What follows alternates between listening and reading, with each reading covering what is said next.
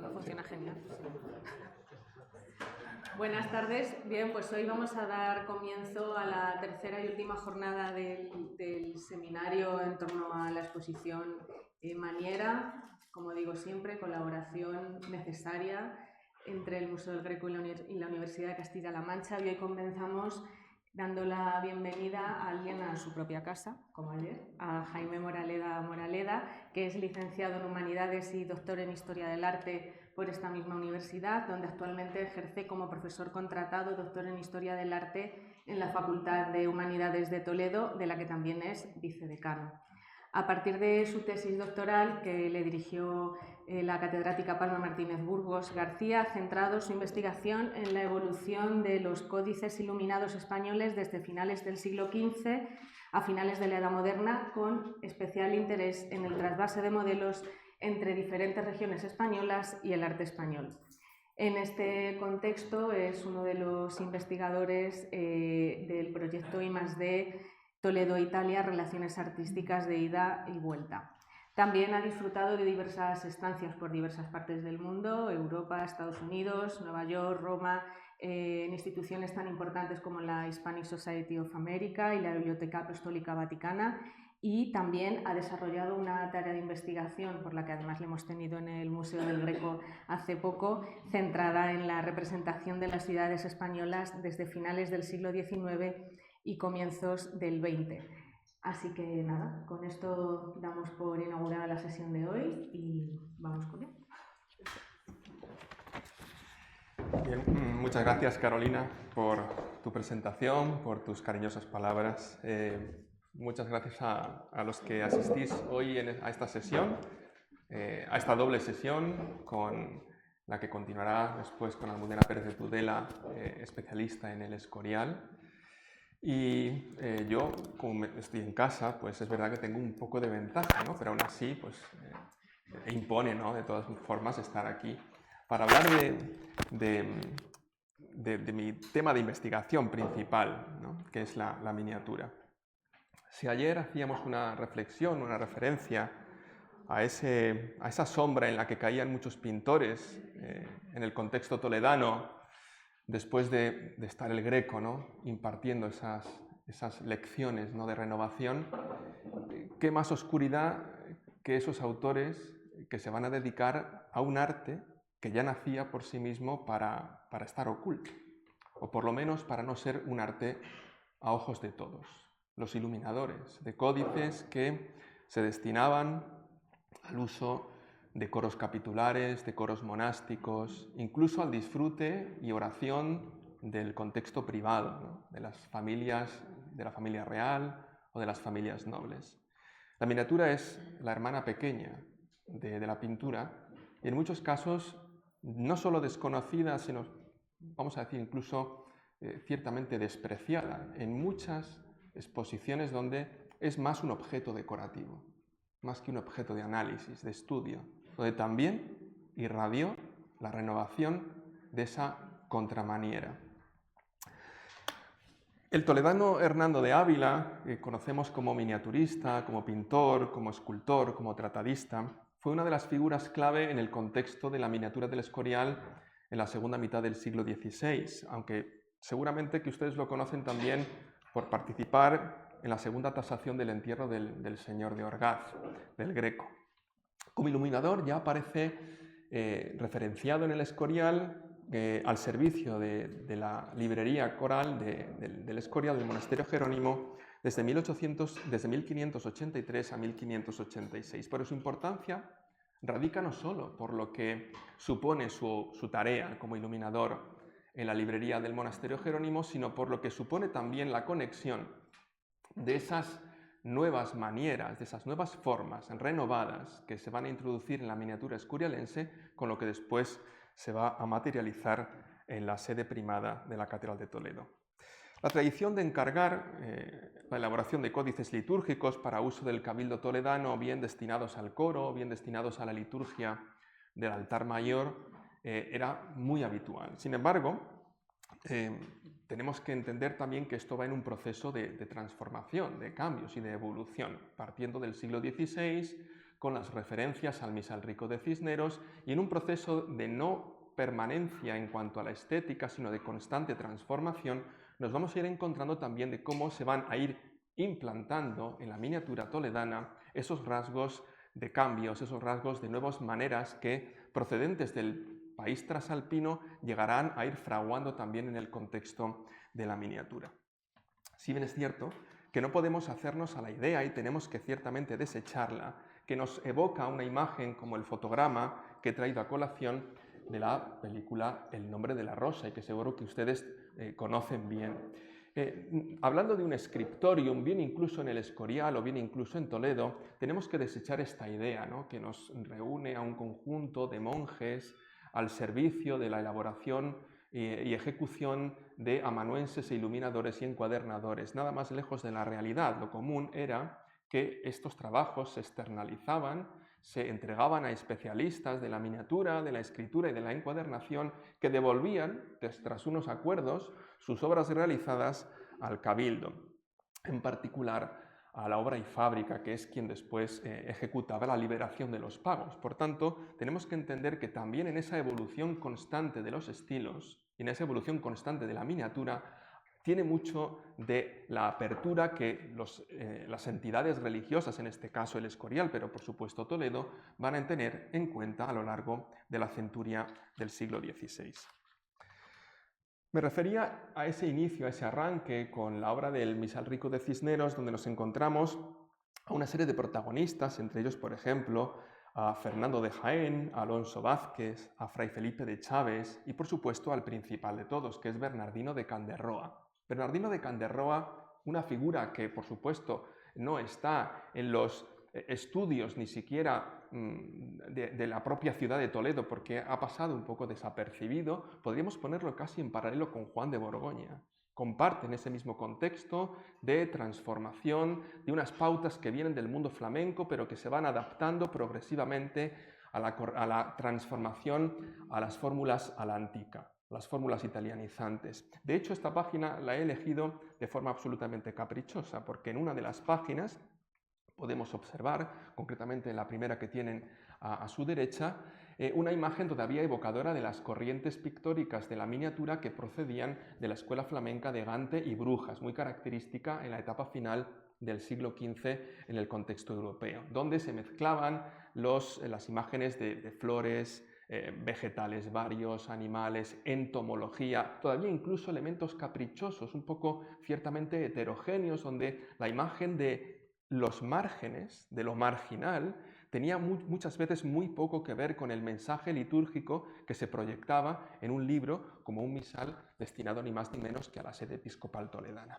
Sin embargo, la otra página que tienen a su izquierda ya incorpora un modelo totalmente renovado. Podemos observar en esa también bordura o esa viñeta, como se conocía en la terminología de la documentación a la que hemos podido tener acceso, donde ya las fórmulas equilibradas del Candelieri están muy presentes y por tanto estamos jugando en ese periodo impreciso, ¿no?, en conexión con lo que sería el arte en época de Cisneros, entre la tradición y la renovación. A todo aquello que nos es muy familiar cuando hablamos de Borgoña, de Correa de Vivar, de Francisco de Comontes.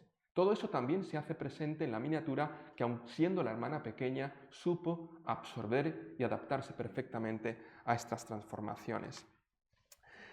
Sin embargo, la importancia del desarrollo de la miniatura en los entes capitulares, y en particular en Toledo, tenía mucho que ver con sus mecenas. La importancia del mecenazgo, de la promoción, de quién ejecutaba la comitencia de las obras. Y las figuras aquí clave son los arzobispos. La obra de la catedral en torno a la miniatura va a florecer con tres figuras fundamentales: el cardenal Tavera, el cardenal Silicio y el cardenal Fonseca. Son las tres figuras fundamentales para comprender ese momento, ese periodo esplendoroso de la miniatura en la primera mitad del siglo XVI, por supuesto sin olvidarnos de otra figura fundamental que fue el que pagaba o el que gestionaba el pago, es decir, el canónigo obrero Diego López de Ayala, una figura que ciertamente en los últimos años se ha estudiado con mucha más intensidad y que es clave para, como humanista, proponer esa renovación de los códices litúrgicos.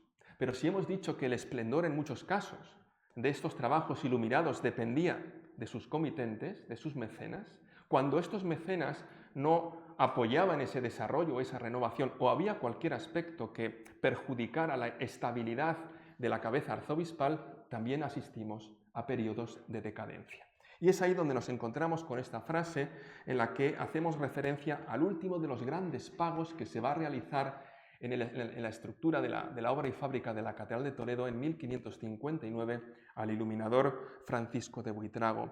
Podemos leer: en 19 días del mes de enero de 1559 años, di cédula que diesen a Buitrago iluminador 1500 maravedís, los cuales se le dan para en cuenta de la iluminación que hizo en un cuerpo del libro de misas puntado de canto de órgano. He puesto no exactamente esa última página por la que fue remunerado el miniaturista, pero posiblemente uno de esos libros de canto de órgano que contribuyeron al final del esplendor de este periodo. Estamos, por tanto, asistiendo al anuncio de una decadencia que va a durar varios años, casi 20 años de decadencia, donde la producción miniada va a estar muy poco presente en los pagos. Y si está muy poco presente en los pagos, y si hemos dicho que lo normal es externacionalizar los pagos a los profesionales de la iluminación, de la encuadernación, de la escritura, nos vamos a encontrar con un periodo prácticamente de ausencia. No total, como veremos en adelante, pero prácticamente de ausencia. Y esos casi 20 años de ausencia de iluminación nos van a generar también el encontrarnos cuando a partir del año 83, 1583, nos vamos a encontrar con un cambio estético absolutamente fantástico. Y ese cambio estético al que hago referencia y que volveré a él, es un cambio que va a tener mucho que ver con las influencias que el Escorial hará en la miniatura toledana. Seguramente que tuvo mucho que ver en este parón, en este freno, en esta ausencia de desarrollo, de la iluminación, tuvo mucho que ver la circunstancia que aconteció ni más ni menos que al arzobispo Bartolomé de Carranza, que tomando la posesión como arzobispo de Toledo en 1558, fue encarcelado como sospechoso de heterodoxia hasta su muerte en 1576. Fijaos, casi esos 20 años de ausencia de grandes trabajos de iluminación que hemos puesto como ejemplo en los episcopados anteriores coinciden con el ostracismo al que fue relegado ni más ni menos que Bartolomé de Carranza. Por tanto, no podemos desdeñar la importancia de los comitentes, la importancia de la figura de quienes se encargaban para su servicio los códices iluminados de la propia catedral. Durante ese episcopado es verdad que también nos vamos a encontrar con alguna pequeña referencia a iluminadores, como veremos a continuación. Entre ellos destaca en 1564, de los poquitos ejemplos que tenemos de datos de iluminadores en el periodo de Bartolomé de Carranza, y es a Diego de Aguilar padre. Hay muchas confusiones en cuanto a la fecha en la que fallece Diego de Aguilar padre, para dar paso al protagonismo de Diego de Aguilar hijo, el viejo, el joven, según leamos en diferentes historiografías en cuanto a la pintura toledana. Pero lo que sí es cierto es que este personaje, Diego de Aguilar padre, va a estar registrado en la catedral como iluminador en 1564. Y hace poquitos años pude plantear una hipótesis, y es que no solamente trabajó para la catedral, sino que trabajó también como iluminador al servicio del Ayuntamiento de Toledo, cuando realizó la iluminación del que conocemos como Libro de los Juramentos del Ayuntamiento de Toledo. La imagen que tenemos a la izquierda en blanco y negro corresponde a la publicación de Isabel Mateo sobre la figura de Diego de Aguilar, y la que tenemos en color corresponde a una pequeña historia con la representación de esta Madonna con niño que, por semejanzas, por comparación y por relación absolutamente estilística, vinculé a la figura de este miniaturista. Este dato situaba, como digo, a la pintura de Toledo en un contexto de transformación muy en paralelo a lo que hemos visto estos días, a lo que nos explicaba el comisario de Maniera, ¿no? en relación a esa evolución, ¿no? Desde Juan de Borgoña, Francisco de Comontes, Correa de Vivar. ¿Quiénes son los protagonistas de ese periodo antes de la llegada del Greco a la ciudad de Toledo? Y sobre todo, lo que me ayuda más a plantear la pregunta, ¿no? la reflexión. Esos iluminadores, igual que en los pintores, ¿supieron aceptar una nueva manera antes que llegara el Greco? Pues evidentemente, como vamos a observar, lo hicieron. El Greco supone esa contramaniera, ese gusto mucho más bizarro, ¿no? en la contorsión de los cuerpos, pero la transformación es inequívoca en la pintura y en la miniatura. Y la figura clave es Diego de Arroyo.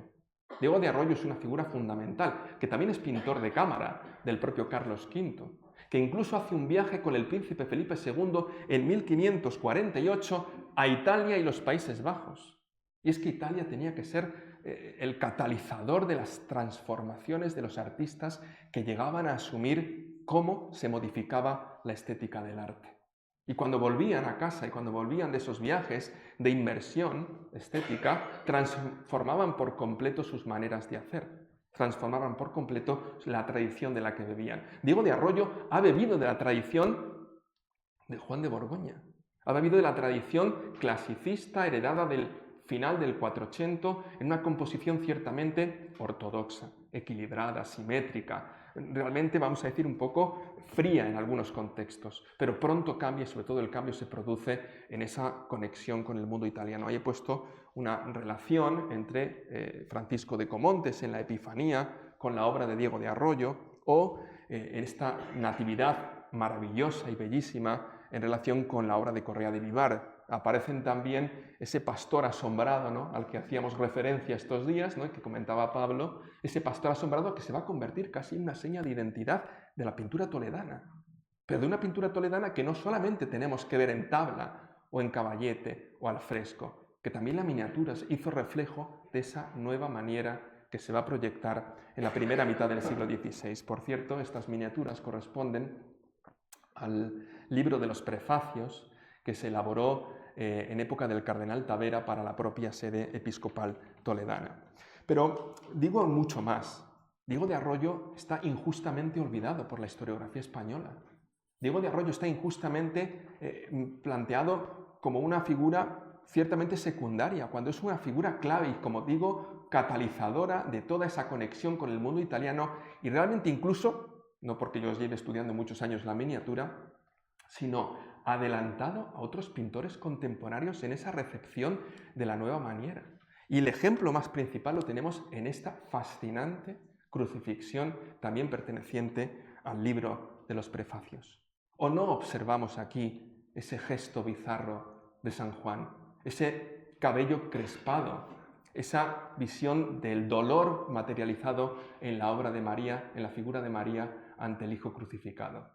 Ese contexto que hacía unos poquitos años se había mantenido en un orden ortodoxo, equilibrado, donde no había que salirse de un eje que nos planteaba la tradición cuatrocentista, Diego de Arroyo quiebra por completo esa contención para construir una bizarría de la nueva manera, muy incluso por encima de otros pintores contemporáneos.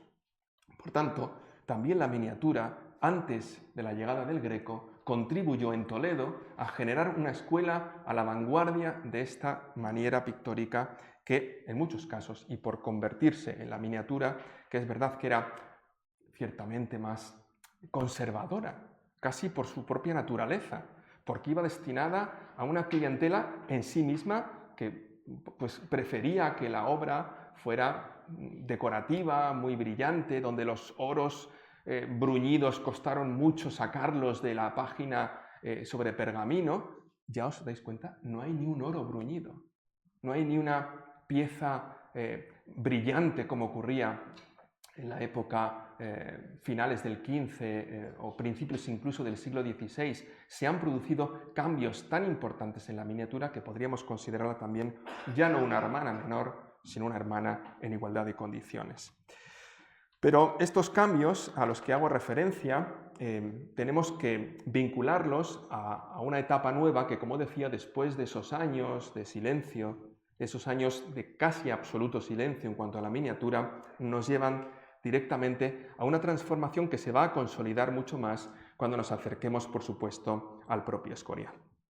Si volvemos al Escorial y volvemos a la figura inicial con la que yo comenzaba, el toledano Hernando de Ávila, él estará vinculado al monasterio en un contexto de la creación de unos cantorales, es decir, de los libros litúrgicos destinados a la música para la comunidad jerónima, que había sido la comunidad elegida por Felipe II para la custodia del monasterio.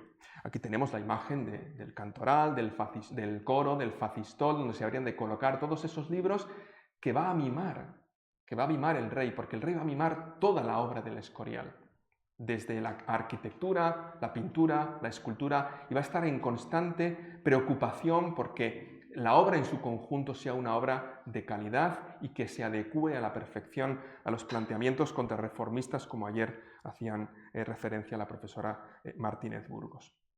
Por ello, la figura de Felipe II en este contexto del cambio es clave, porque gracias a lo que es ese apoyo constante a la creación de una librería exquisita para el desarrollo de los cantorales del coro, va a ser fundamental. Una obra que no se va a realizar de forma rápida, sino que va a durar más de 40 años y que incluso se van a realizar obras de miniatura para cantorales del coro más allá de la muerte de Felipe II, y se va a mantener un poco el desarrollo de esas pinturas sobre pergamino. También en un contexto donde el scriptorium no es tampoco la imagen que hemos visto en el fotograma del Nombre de la Rosa, sino que también se externaliza. Es verdad que hay un mayor control, que les van llamando hacia el Escorial, pero que no tienen por qué ser frailes o monjes jerónimos los que hacen las pinturas de sus propios cantorales.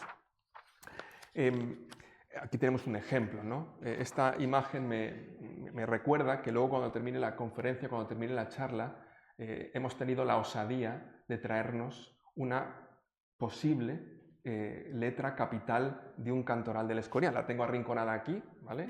Luego ya la sacamos a que la puedan observar. Sin embargo, los orígenes del scriptorium escorialense emanan no del propio Escorial, sino que emanan de la Capilla Real del Alcázar de Madrid, donde Felipe II ya estaba encargando libros corales para el propio servicio de la música de la propia Capilla Real, incluso, por qué no decirlo, también para los propios libros para uso y consumo privado, ¿no? La devoción de esa familia real que a lo largo de la historia de España hemos visto cómo muchos de sus monarcas tenían para sí libros para su devoción privada. Luego veremos alguno, como por ejemplo el breviario de Carlos V o el breviario de Felipe II. Pero esa conexión con la Capilla Real de Madrid es muy interesante, porque los miniaturistas que ya estén trabajando para la Casa Real en la Capilla Real de Madrid van a ser los elegidos para después trabajar en el monasterio del Escorial, y en particular uno de ellos, Fray Andrés de León.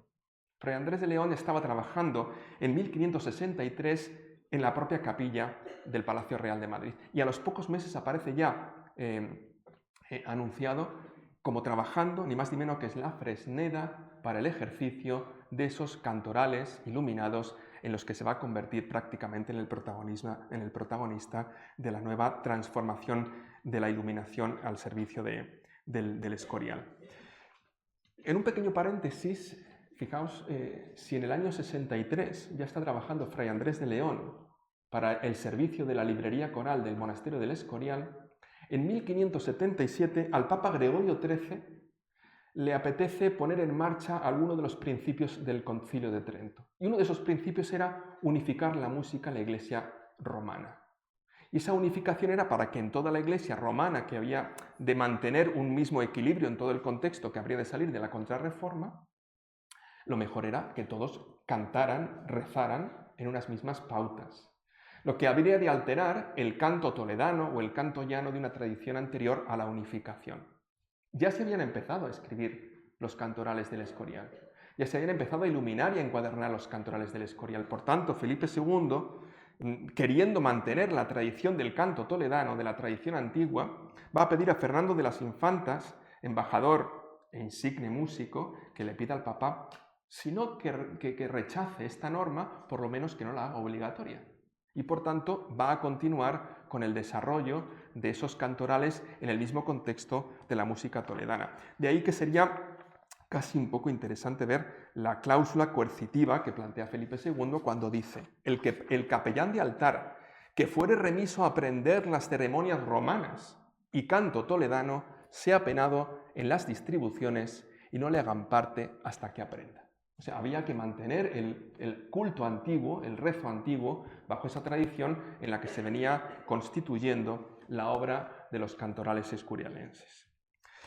Tras las disposiciones del soberano en el contexto del Escorial, había que también traer otro tipo de volúmenes que facilitarían pues, la ceremonia, la liturgia, y uno de esos volúmenes que va a traer es el que tenemos ahora mismo delante, que es ni más ni menos el Breviario de Carlos V, una obra que llega al Escorial en 1567 por deseo del propio Felipe II, y en el que van a trabajar tres principales artífices. Dos de ellos muy bien reconocidos, uno de ellos es Bernardino de Canderroa, ya he hecho referencia a Bernardino porque es el autor principal del Misal Rico de Cisneros, pero también va a trabajar, bueno, aquí tenemos a Bernardino en esa magnífica historia de Jesús en el Huerto de los Olivos, y también va a trabajar Juan Correa de Vivar, que también es autor de algunas, no de todas, aunque en un tiempo se creyó que era más protagonista, hoy sabemos que no es el protagonista principal, sino uno de los protagonistas del breviario de Carlos V. Ahí tenemos esta circuncisión. Y luego habrá un tercero que, según Javier Docampo, dice como hipótesis que podría pertenecer a otro artista toledano, pero todavía sin certificar quién podría ser. Esto nos lleva a que la miniatura todavía en muchos de los códices que tenemos en el entorno de Toledo, del Escorial o de los conventos y monasterios en nuestro entorno más cercano, todavía necesitan una revisión profunda porque hay muchos aspectos que están todavía por dilucidar. Lo que sí es verdad es que si comparamos estas imágenes, estas historias y viñetas, la historia es el término con el que se define la obra narrativa, ¿no? La imagen iconográfica del mensaje principal. La viñeta es el término con el que se refiere a la bordura, a los márgenes. Entonces, es muy interesante porque en los textos de Obra y Fábrica, en los archivos de Obra y Fábrica, se hacen referencia a estos dos términos. Iluminador de una historia suele cobrar siempre más que el iluminador de una viñeta, que suele cobrar siempre menos. Lo normal es que el que hace la historia sea el maestro, el que hace las viñetas sea el discípulo. Esa es una tradición que emana un poco que viene de antiguo, ¿no? Y que incluso en la escuela toledana, cuando hemos visto a Diego de Arroyo es el maestro, hace las principales historias, su discípulo Francisco de Buitrago hace las principales viñetas, y esa es la tradición que incluso se refleja en el propio Escorial. En esta imagen incluso vemos a un pintor, a un iluminador que ha trabajado ya perfectamente la transformación de unos cánones que empiezan a ser más sensuales, a ser más fluidos, a moverse más respecto a esa tradición más cuatrocentista que ejercía, ¿no? Casi de contención en el movimiento de los gestos. Felipe II se daba cuenta, ¿no?, que el breviario de su padre era un buen ejemplo de libro litúrgico para la oración, libro para la oración privada, pero que estaba desfasado y que había que renovarlo, y entonces mandó a hacerse uno para él, el breviario de Felipe II, que es el que tenemos actualmente en pantalla. ¿Y a quién se lo va a encargar? Pues al iluminador que se había traído de la Capilla Real al servicio de la librería Colar, y que es Fray Andrés de León. Fray Andrés de León es el protagonista de una iluminación que ya, si estamos observando en este abrazo de San Joaquín y Santa Ana, vemos la potente corporeidad de ambos personajes, tanto de San Joaquín como de Santa Ana, de unos gestos que empiezan a desequilibrarse, de unos gestos y una actividad gestual que empieza a participar no solamente del mensaje propiamente iconográfico, de un mensaje que podríamos incluso entender ciertamente psicológico, y que vamos a ver incluso en el avance de lo que va a ser a partir de ahora esa nueva reflexión hacia una nueva manera de pintar, una nueva manera de expresar una tradición, que evidentemente el mensaje no cambia, el abrazo de Joaquín y Ana seguirá siendo el mismo, pero la manera de cómo lo expresamos, esa sí que evidentemente va a ir transformándose. Para este cambio, para esta transformación, tenemos que hacer referencia a la figura clave de todo este proceso, de toda esta modificación, y esa figura no va a ser otra que la figura de Giulio Clovio. Ayer veíamos a Giulio Clovio en esta misma representación. A Giulio Clovio lo conocemos a través del Greco, lo conocemos a través de Vasari, a Giulio Clovio lo conocemos, pero es una figura clave para entender el cambio tanto en el Escorial como después lo que va a suceder en el contexto de Toledo. Antes habíamos puesto la obra del breviario, también se van a realizar un capitulario, un evangelisterio. Después haremos referencia a los que nos han conservado, el breviario se conserva, el capitulario también. El evangelisterio parece que no. Todo hace suponer que desaparece en un incendio que afectó al Escorial en 1671, aunque se plantea una hipótesis, es que pudo salvarse parte del mismo al extraerse, aunque quedara deteriorado por el incendio, al extraerse las viñetas más interesantes que se quedaron vinculadas a la capilla de las reliquias como pequeños cuadritos que a la vez servirían también de modelo para aprendizaje de lo que vamos a suponer los discípulos de estos autores a los que estamos haciendo referencia. Giulio Clovio es la figura clave. Giulio Clovio es una figura a la que quiso vincular Felipe II con el Escorial, incluso de forma personal, pero Giulio Clovio es una persona ya anciana, que no se va a mover, pero eso no significa que Giulio Clovio no esté presente en el Escorial. Está presente de múltiples maneras, pero en particular está presente porque él envía sus obras, envía dibujos, envía esas historias para que sirvan de apoyo, para que sirvan de aprendizaje a aquellos que van a trabajar de alta calidad en el contexto de la librería coral. Y algunas de ellas las vamos a ir observando nosotros en este recorrido por las influencias que Giulio Clovio y de qué manera esas influencias se afincaron o se arraigaron en el contexto pictórico escurialense. Aquí volvemos a ver el breviario, ¿no?, de Carlos V, otra vez con Fray Andrés de León, en esta figura de la presentación del niño en el templo. Fíjense esas desproporciones, que las tenemos muy asumidas en el Greco, pero fíjense en el cuerpo, en la anatomía del niño Jesús, profundamente desproporcionado, una cabeza diminuta, unas manos diminutas, unos muslos grandotes. Esos angelotes que vemos en muchas de las imágenes que nos presenta el Greco ya están aquí, ¿no?, en estas figuras donde la miniatura está captando, está asumiendo perfectamente esos modelos toscanos de un manierismo que está llegando, de una corriente renovadora, llamémosla como queramos, que está llegando también a estas pequeñas viñetas. Lo mismo va a ocurrir en el capitulario. Aquí tenemos dos viñetas también fantásticas de Fray Andrés de León con la presentación en el niño o la última cena, incluso con cierta sofisticación. Fíjense en la pata con garra de león que aparece en esa silla de la última cena. Fíjense en el ánfora, incluso en el cartucho que aparece en este personaje. Estamos hablando de que en ese manierismo empiezan a surgir objetos ciertamente sofisticados, ciertamente vinculados con la intelectualidad que está llegando de las corrientes italianas y que se fija en pequeñas historias que se han adaptado a la perfección a esas corrientes de la transformación. Los cortinajes, que también se van a asumir de muchas de las obras que Giulio Clovio va a tener presente en el propio monasterio del Escorial, donde en 1566 Felipe II hizo llevar varias de ellas para que sirvieran de modelo a sus miniaturistas. Aquí tenemos un ejemplo que son las horas de Farnese, las horas de la casa Farnese de 1537. Esto es Giulio Clovio, ¿no? Aquí tenemos, es mucho más sofisticado en un contexto descrito incluso por Vasari como un personaje fascinante. Incluso le va a llegar a denominar, es muy gracioso, el Miguel Ángel redivivo de la miniatura. Así se denomina, bajo una técnica absolutamente maravillosa. Ayer se hacía una reflexión y es conectar con la nueva maniera también a través de la técnica. Y hemos hablado, y se habla muchas veces, de la técnica mucho más rota, mucho más abocetada, no dibujística. Esto es la miniatura. No podemos hablar de la misma técnica que tenemos en la pintura en lienzo, es imposible. Esto requiere un dibujo preciso. Esto requiere una minuciosidad en cuanto a los detalles. No podemos dar pinceladas gruesas y potentes, porque es otro espacio de superficie sobre el que tenemos que iluminar, pero sí cambia la técnica. Frente a ese arrastre de la pintura sobre pergamino que teníamos en la tradición de la pintura castellana, de la pintura de la miniatura española o flamenca, ahora surge una técnica absolutamente renovadora. También hay renovación en la técnica, no a través de lo que estamos acostumbrados a definir como la técnica propia de la nueva maniera, sino una técnica que se define como, también muy gracioso, de átomos y niebla. Es una técnica casi puntillista, donde se genera una versión pictórica muy aterciopelada.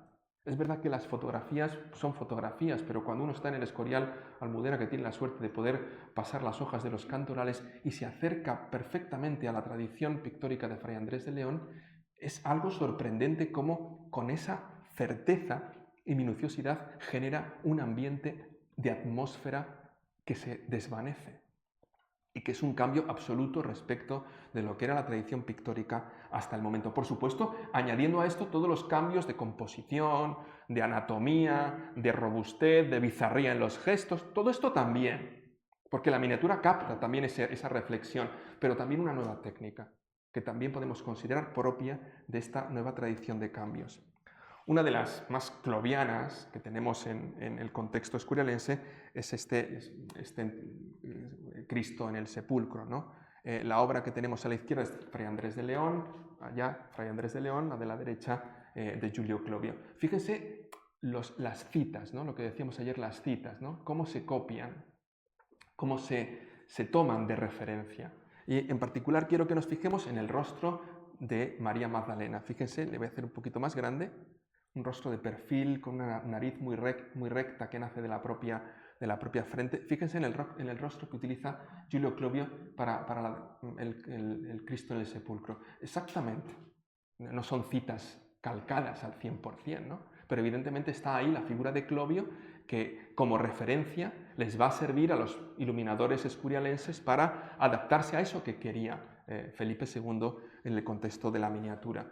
La delicadeza, aunque nos venga un poco lejos, de las gotas de la herida de Cristo en el costado. Pequeñas gotas, sutiles, muy delicadas. Las lágrimas, que no somos capaces de captarlas desde aquí, pero que están en esa sutileza de María Magdalena. También está en esa sutileza el nuevo gesto de la delicadeza con la que el manierismo nos trata muchos de los temas con los que se iluminan los cantorales, los breviarios, los libros de horas que estamos observando en este recorrido. Y evidentemente esta necesidad de copiar a Giulio Clovio, o de asimilar más que de copiar la tradición que incorpora Giulio Clovio en la miniatura, está perfectamente referenciada, porque el padre Sigüenza nos deja abundante testimonio en su descripción prolija de lo que sería la construcción del monasterio, algunos datos evidentes como el que vamos a leer a continuación. Dice, Fray Andrés de León, el primero que con gran ingenio y casi sin maestro enseñó en España la perfecta pintura que llamamos iluminación, que de ordinario se hace en membranas, de quien todos después acá han aprendido, no sé si alguno le ha igualado. Sin maestro, porque no está en contacto físico con Clovio, porque no se ha ido a Italia a ver cómo pinta Clovio. Y lo que ha hecho es una versión casi autodidacta a través de los modelos, de los dibujos, de las viñetas, de las historias que Clovio ha podido mandar para que sirva de ejemplo a quienes con gran maestría y casi sin parangón van a poder elaborar esas descripciones decorativas, pictóricas en los diferentes cantorales. Ahí tenemos otro ejemplo, ¿no? del cantoral. Ahí vemos la diferencia también, como se podría rastrear perfectamente por la documentación de lo que sería la historia del rey David o lo que serían las viñetas, esas magníficas borduras que se van creando a lo largo del tiempo y, como digo, incluso superando la muerte del propio Felipe II. Otro ejemplo aquí de la oración en el huerto de los olivos.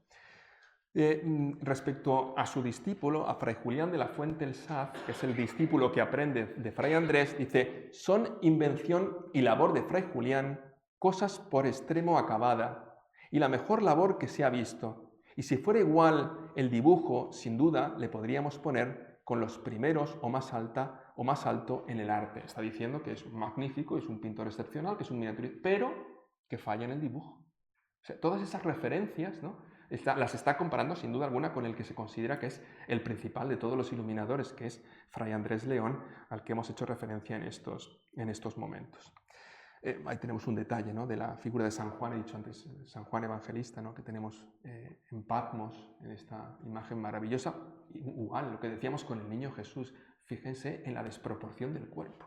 Un cuerpo grandote frente a una cabeza chiquitita, ¿no? Esas desproporciones que rompen de alguna manera o quiebran de alguna manera la tradición de la que el clasicismo había enseñado de cómo a través de la simetría, la proporción y la armonía se llegaba al mundo clásico. Ahora tenemos otro camino, ¿no?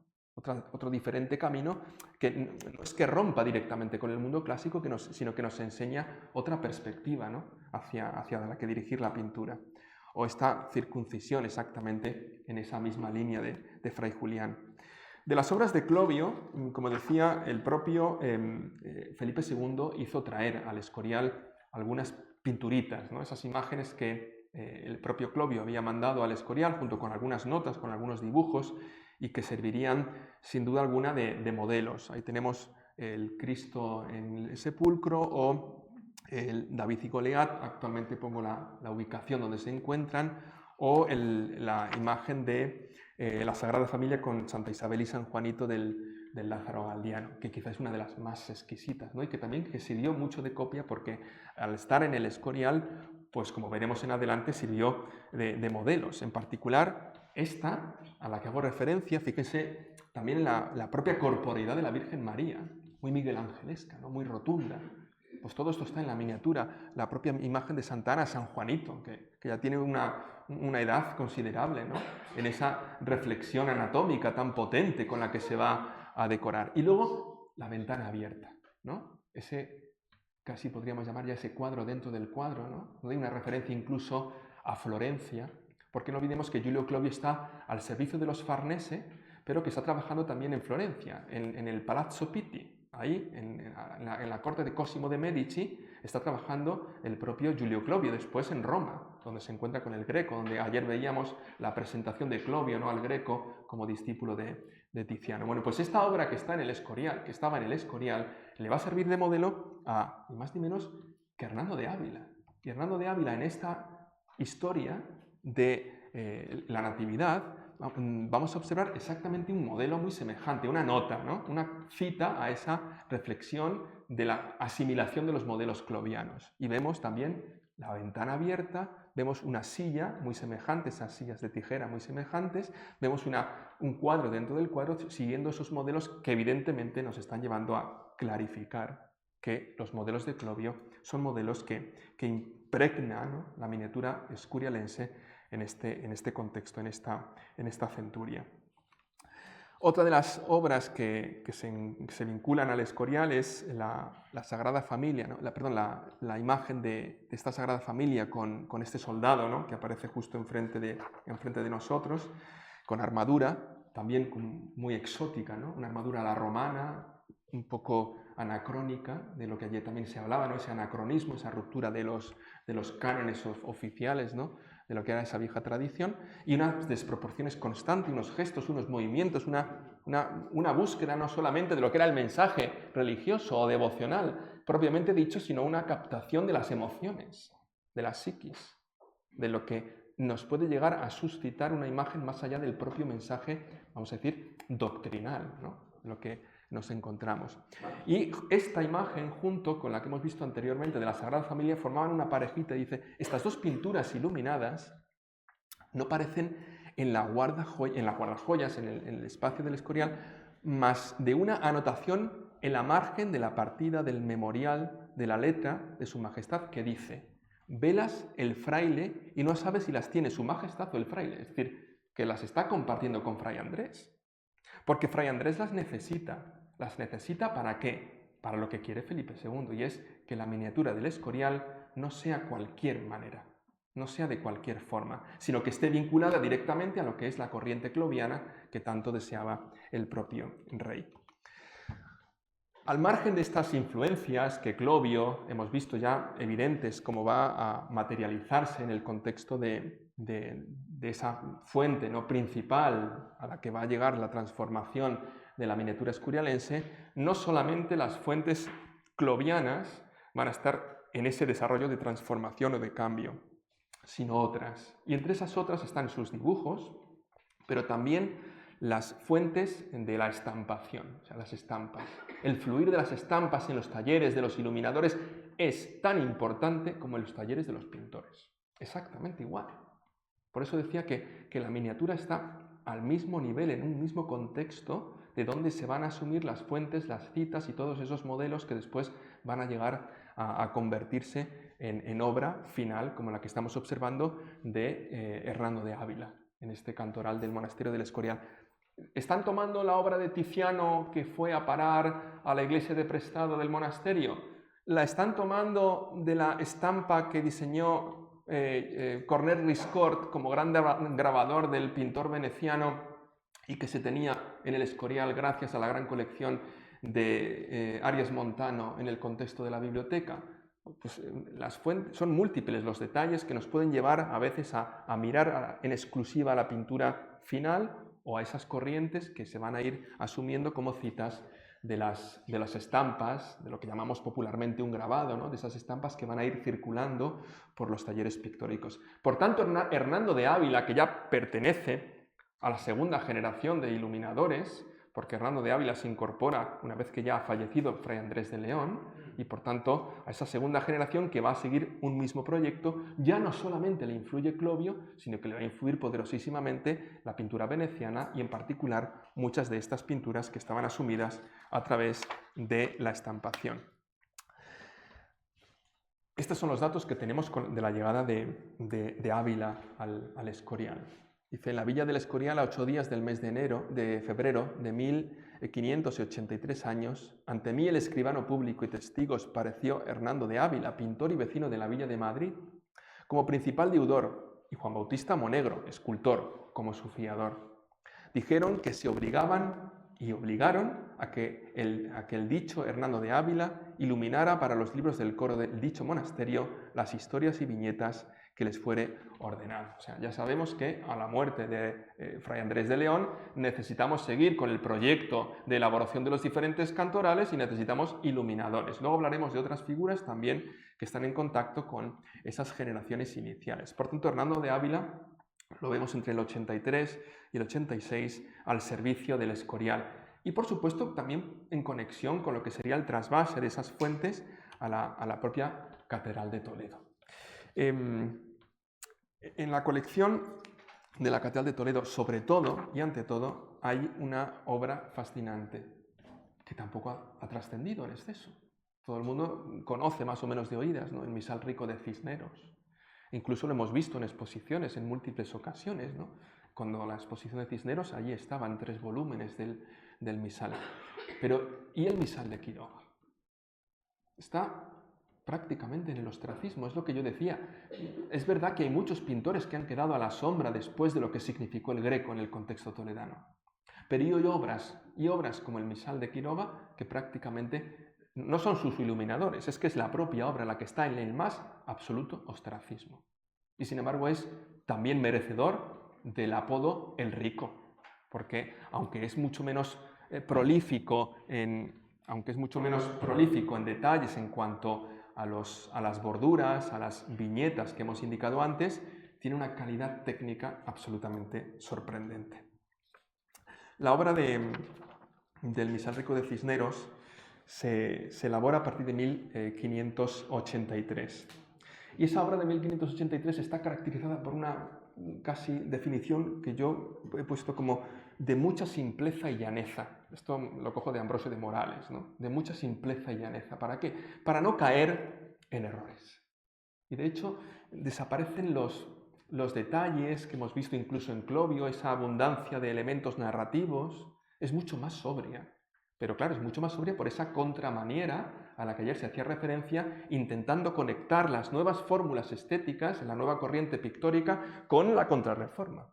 Y que por supuesto Quiroga, que es el gran arzobispo de la Contrarreforma en Toledo, tenía que perfectamente velar porque se cumplieran esos principios de sus dictámenes a través del sínodo que va a organizar en la propia archidiócesis para que se cumpliera en esa obra principal que es su propio misal, que lleva su nombre y sus armas, su escudo. En grande, eso es una página completa, totalmente completa, con las armas de Quiroga y luego en alguna de las viñetas laterales en pequeño formato, también repetidas para que no haya duda, ¿no?, de quién está como mecenas, como comitente de esas obras. ¿Quiénes son los protagonistas de esta obra tan principal en la ciudad de Toledo? Una de esas figuras es Ambrosio de Salazar. Ambrosio de Salazar también ha trabajado en el Escorial, pero aunque se le fija en el año aunque se le tiene conocimiento de ya trabajar en 1569, pensad que en el 63 es cuando Fray Andrés León pasa de la Capilla Real de Madrid al Escorial en la Fresneda. Bueno, pues en el 69 ya está Ambrosio de Salazar, un toledano, que estará trabajando a ese servicio. Y dice el padre Sigüenza, otro maestro que tuvo singular gracia. Pero, no obstante, en el año 1578, alegando motivos de salud, solicitó al rey una autorización para volverse a casa, para volverse a Toledo. Si decíamos que Hernando de Ávila era una conexión perfecta, Ambrosio de Salazar es aún más, porque se queda aquí, trabaja aquí para el Escorial, y además de trabajar para el Escorial, trabajará para el propio arzobispo de Toledo como uno de los principales y primeros miniaturistas en el misal del cardenal Quiroga a partir de 1583. Ambrosio de Salazar y Juan Martínez de los Corrales son los dos primeros iluminadores que trabajan al servicio de Quiroga. De Ambrosio de Salazar tenemos la imagen del rey David, aunque la fotografía no es de mucha calidad, la hice hace muchos años con una cámara no muy buena, pero es deliciosa. Es esa imagen que yo hacía referencia antes, esos átomos y niebla, ese puntillismo que genera una atmósfera que podemos casi confundirla con una poca nitidez, ¿no?, de la cámara fotográfica, pero es que es muy vaporosa. Es esa nueva técnica que también está llegando a Toledo y que después de esos 20 años prácticamente de silencio está transformando por completo la manera de iluminar, la manera de pintar sobre pergamino. También de Ambrosio de Salazar es esta bellísima imagen de San Juan Evangelista.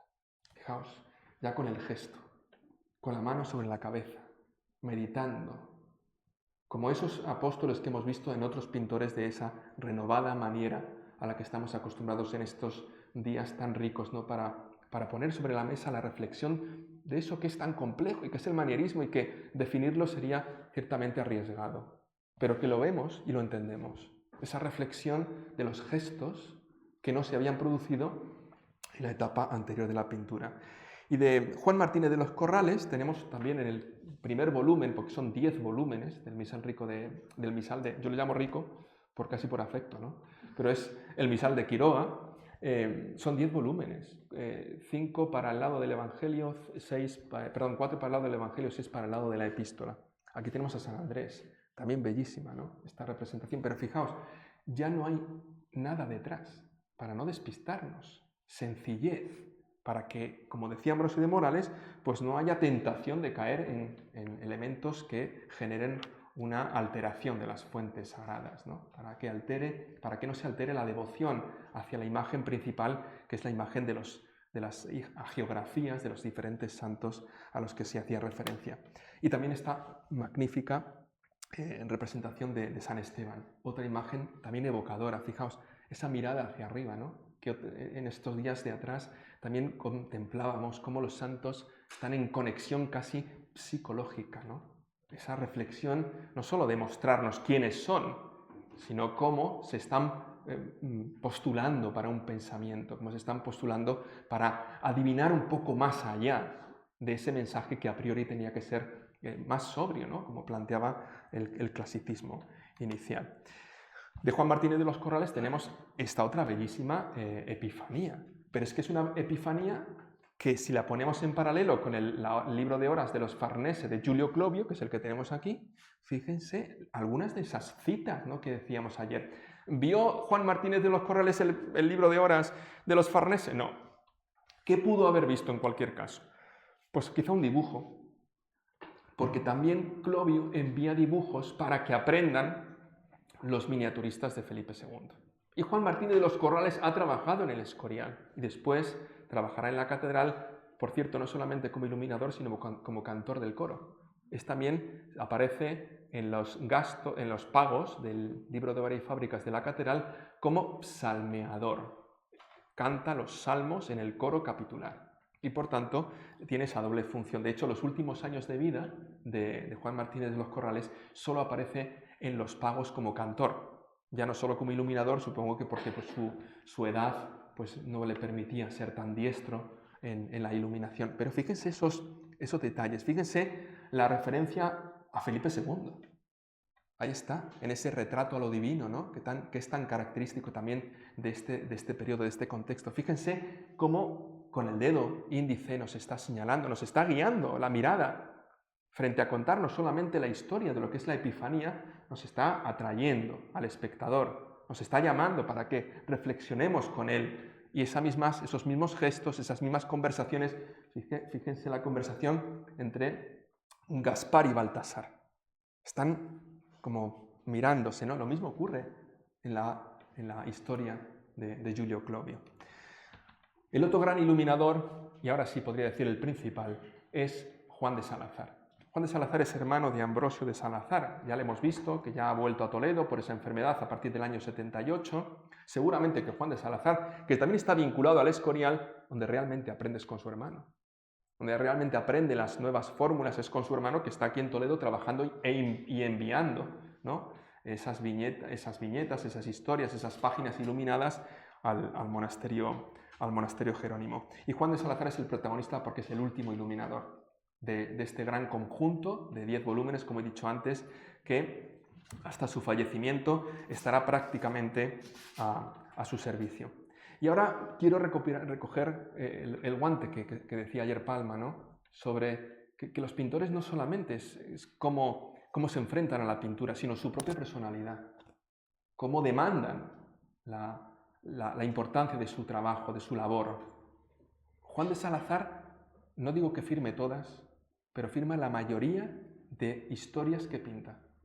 En casi las principales pone, como podemos ver ahí, en el borde de la parrilla, su nombre, Fécit, lo hizo, y la fecha.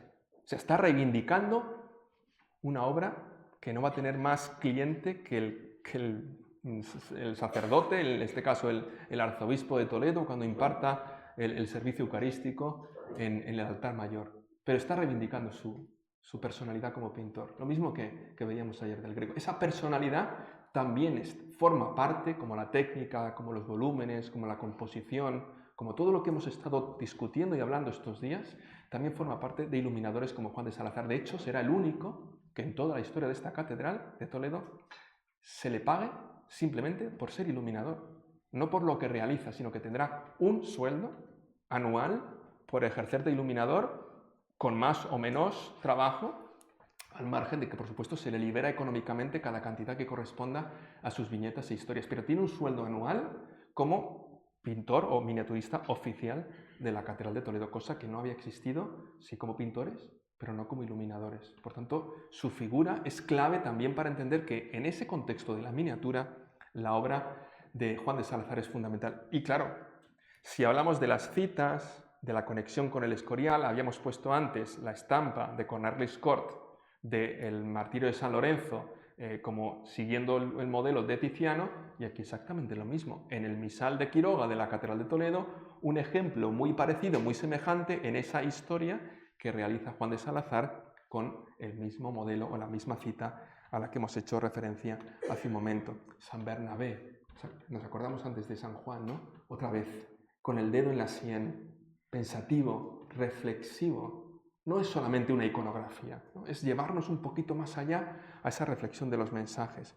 O esta obra también de Juan Martín de los Corrales, ¿no? La referencia a la estampa, a los gestos, al movimiento. Y casi para concluir, otra imagen de Juan de Salazar, que es la resurrección. Volvemos a tener la fecha, la firma en uno de los ángulos y en el centro del sepulcro. Vemos las referencias a Cornelis Cort, las citas, pero también gestos que, bueno, parece que pudiéramos tener la tentación. En Toledo es que esta tentación es y es vincularla al Greco, ¿no? Ahí tenemos esa tentación. ¿Es el Greco la cita? ¿No es el Greco la cita? Bueno, son los dibujos que reciben. Ahí esta figura ese dibujo miguelangelesco tan maravilloso en esos gestos bizarros.